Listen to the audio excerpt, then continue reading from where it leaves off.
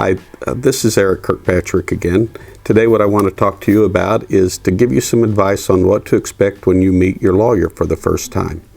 And specifically what I want to talk about is if you're meeting with a personal injury lawyer or perhaps a workers' compensation lawyer. If you're meeting with a criminal lawyer or some sort of insurance defense lawyer, your experience might be different. However, generally speaking, when you meet with a personal injury lawyer, the lawyer's going to be asking questions about who you are, your accident, figure out what happened to you, and find out if you had any pre-existing physical conditions that are similar to what you might be having trouble with as a result of your accident. The other thing that will be discussed typically is the attorney fee. Most personal injury lawyers do not charge an hourly fee. My office, we don't charge any hourly fee at all. It's all based on a contingency fee basis. So your lawyer will talk with you about what a contingency fee means in more detail, but basically that means that your lawyer is not going to get paid unless and until you win your case. That's how the lawyer gets paid. The fees sometimes vary. Some lawyers have straight standard fees no matter how the case goes or whether it goes to trial or settles. Others charge a difference in fee depending on whether a case is filed or not. And then whether it goes to trial, the fee may change. Here at my office, Kirkpatrick Law Offices, we just charge the same standard fee no matter what happens. When you meet with your lawyer, it's important that you be truthful with your lawyer. If there's any, for example, history of you having a prior neck pain or a prior neck surgery, and you're in the office to discuss a recent automobile accident where you've hurt your neck, make sure that you're upfront with that lawyer that you're visiting with to make sure that they understand that there's a history here that they'll need to address with your doctors. Be upfront about all of the good and bad about your accident. You tell your lawyer the exact truth, whether it's good or bad, and then the lawyer will deal with the facts from there. Your lawyer is the one who takes the facts that you give him and gets the best result possible.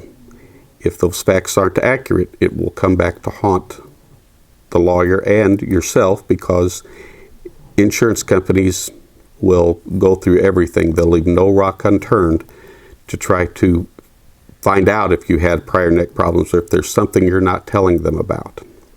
If you have your medical records from seeing your doctors, it's great to bring those to your appointment. Those are much appreciated. The same is true with any medical bills that you might have. Take those along.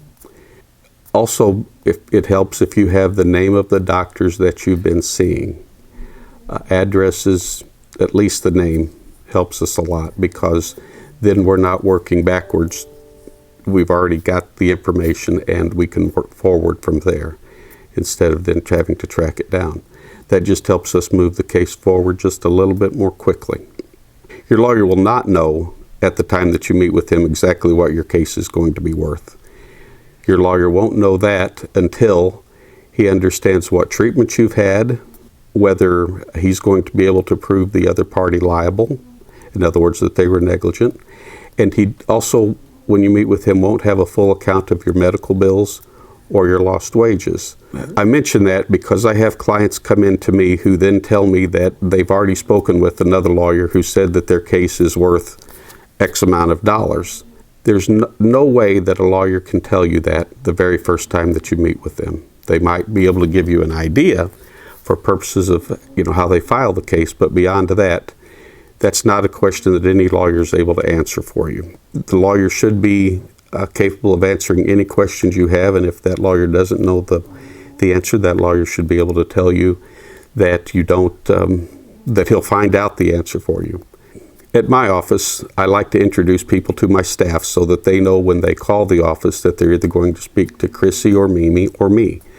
I like to establish that relationship so that people can put a face to a name. That seems to be something that's important to people. Here at my office, we're not a formal office. People can stop by. People can call the office at any time or call my cell phone, text me, emails. We're able to be reached just about any time of the day. Our office opens at about 8 o'clock, and I'm usually here till 6. So we try to make things as accommodating as possible. Thank you for your time.